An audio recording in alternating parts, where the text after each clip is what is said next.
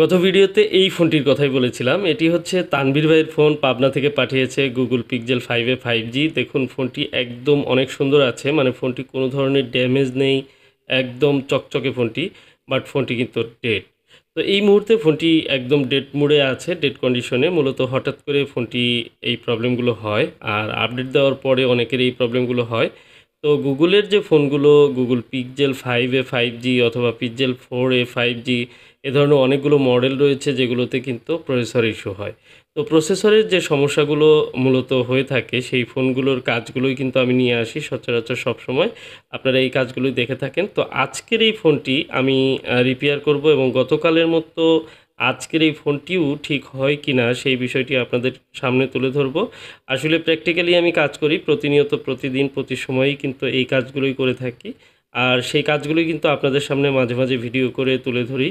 আর সবসময় বলে থাকি এই ধরনের যে ফোনগুলো যেগুলো আর কি প্রসেসরের সমস্যা হচ্ছে বর্তমানে, এই ফোনগুলো কিন্তু একেবারে ঠিক হওয়ার অনেক বেশি সম্ভাবনা থাকে। 99% সম্ভাবনা বলা যায়। কারণ এই ফোনগুলো কিন্তু দেখা যায় প্রসেসর ইস্যু হয় হঠাৎ করে। প্রসেসরের কাজগুলো সূক্ষ্মভাবে করতে হয় অনেক, যেহেতু হার্ডওয়্যারের কাজ টেকনিক্যালি করতে হয় কাজগুলো।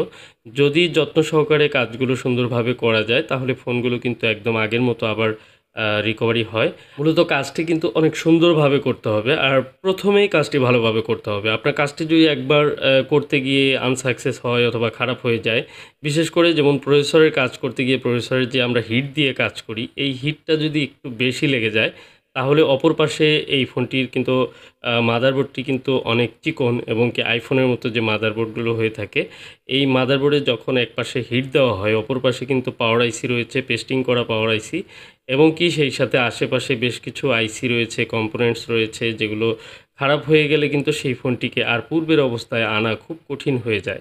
অনেক ক্ষেত্রে সেটি সম্ভব হয় না। তো যে কারণেই বলি যে এই কাজগুলোর ক্ষেত্রে অবশ্যই আপনারা কেয়ারফুলি কাজগুলো করবেন, এবং যারা প্রবলেমে পড়বেন তারাও করাবেন। সেরকম একজন দক্ষ যারা এই কাজগুলো করে তাদের কাছে দিবেন। আপনার শহরে বা যেখানে আপনি আছেন সেখানে যদি এই কাজগুলো কেউ করে, তার খোঁজ খবর নিয়ে তার কাছে দিবেন। আর এই ধরনের ফোনগুলো আসলে ঠিক হওয়ার মতো যেহেতু পসিবিলিটি আছে, তো আপনার ফোনটি যেন নষ্ট না হয় সেই বিষয়ে কিন্তু আপনাকেই অবশ্যই সতর্ক থাকতে হবে। তো যা হোক, আজকের এই ফোনটি যেহেতু কাজ করব, কাজে সাকসেস আনসাকসেস অনেক কিছুই হতে পারে যেকোনো কাজেই। তো আমার কাছেও যে সবসময় সব কাজ সাকসেস হবে বিষয়টি এমন না। তবে চেষ্টা করি সবসময় সুন্দরভাবে এই কাজগুলো করার। প্রসেসরের কাজগুলো যেহেতু, এই কাজগুলো এমনিতেই অনেক ঝুঁকিপূর্ণ থাকে, এবং কি এই কাজগুলো করার ক্ষেত্রে আমাদের অনেক বেশি সতর্ক থাকতে হয় এবং ডিস্টার্ব ফ্রি থাকতে হয়। আপনারা জানেন যে এই কাজগুলোর ক্ষেত্রে সবচেয়ে বেশি গুরুত্বপূর্ণ সেটি হচ্ছে যে মনোযোগ, সম্পূর্ণ মনোযোগ দিয়ে এই কাজগুলো যদি আপনার করা যায় তাহলে কাজগুলো অনেক সুন্দর হয়, সূক্ষ্ম হয়। অনেক সময় কাজের সময় আমাদের দেখা যায় বিভিন্ন ধরনের মনোযোগ বিনষ্ট হয়। হয়তো কাজের সময় একজন লোক এসে কথা বলে, বিভিন্ন সমস্যা নিয়ে অনেকে অনেক কথা বলে, এবং কি অনেক সময় ফোন আসে, মেসেজ আসে, বিভিন্ন বিষয় কিন্তু আমাদের একই সঙ্গে হ্যান্ডেল করতে হয়। সেই সময় কিন্তু মনোযোগ বিনষ্ট হয়ে অনেক সময় অনেক ফোনের ক্ষতি হতে পারে। এই বিষয়টি অবশ্যই সতর্ক থাকবেন। অনেক সময় অনেক ফোন আমি রিসিভ করতে পারি না। হয়তো আইসিটি যখন আমি রিমুভ করছি বা খুব ঝুঁকিপূর্ণ সময় থাকে, এই সময়গুলো কিন্তু খুব সতর্কতার সাথে কাজ করতে হয়। অনেক সূক্ষ্মভাবে। জাস্ট আপনার ১ টা মিনিটের মধ্যে আপনার একটি ফোনের কিন্তু অনেক বড় দুর্ঘটনা ঘটে যেতে পারে। তো এই বিষয়গুলো শুধু আমার ক্ষেত্রে না, সবার ক্ষেত্রে আমি মনে করি যে গুরুত্ব দিয়ে কাজ করা উচিত। বিশেষ করে এই কাজগুলোর ক্ষেত্রে। কারণ অন্য কিছু কাজ আছে যেগুলো করার সময় আপনার হয়তো প্রবলেম হয়ে গেলে সেটিকে আবার পুনরায় রিকভারি করা যাবে বা চেঞ্জ করা যাবে। বাট এই প্রসেসরের কাজের সময় যদি আপনার প্রসেসরটি ড্যামেজ হয়ে যায় অথবা মাদারবোর্ড ফুলে যায়, সেক্ষেত্রে কিন্তু সেই ফোনটি আসলে রিকভারি করা যায় না। তো এই বিষয়গুলো খেয়াল রেখে আমাদের কাজ করতে হবে, এবং অনেক সূক্ষ্ম সুন্দরভাবে কাজ করতে পারলেই কিন্তু এই ফোনগুলো মোটামুটি বলা যায় যে 99% বা 100% রিকভারি হয়। তারপরেও কাজ না হওয়া পর্যন্ত সেই বিষয়ে কিন্তু কিছু বলা যায় না।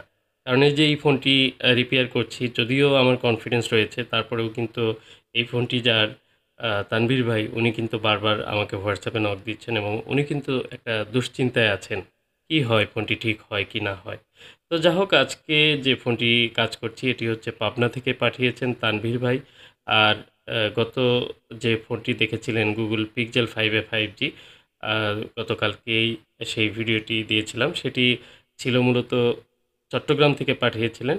দেশের বিভিন্ন জায়গা থেকে এই ফোনগুলো আমার কাছে কুরিয়ারে পাঠান। যারা এই ফোনগুলোর সার্ভিস নিতে চান তারা পাঠিয়ে দেন।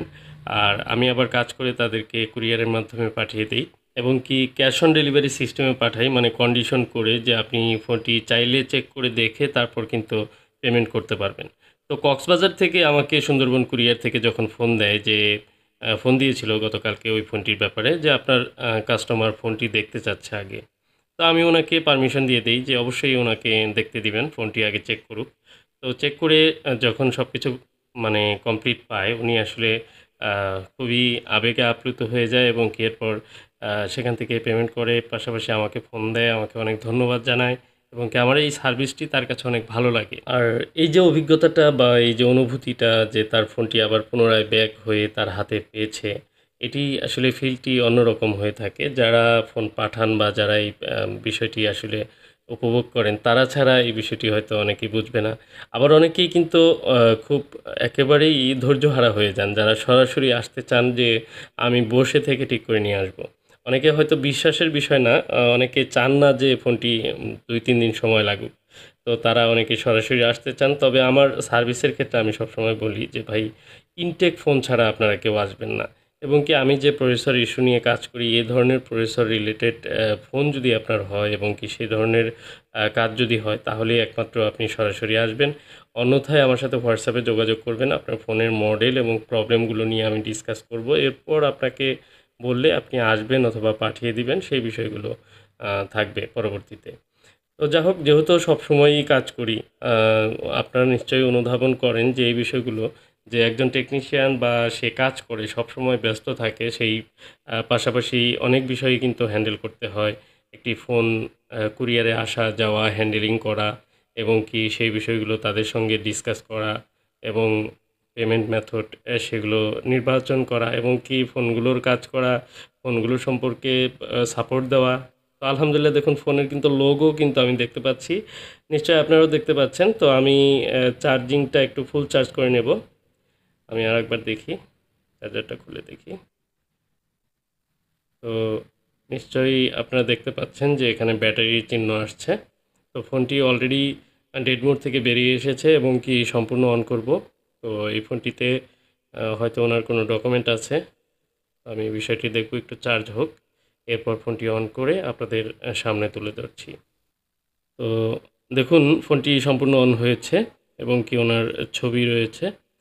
তো আজকের ভিডিওটি আসলে এখানেই শেষ করব। আর যারা এই ধরনের সমস্যা নিয়ে ফোন পাঠাতে চান, কারো কোনো সমস্যা আছে, তারা অবশ্যই আমার হোয়াটসঅ্যাপ নাম্বার দেখে সরাসরি কন্ট্যাক্ট করবেন। আজকের মতো এই পর্যন্তই। আসসালামু আলাইকুম।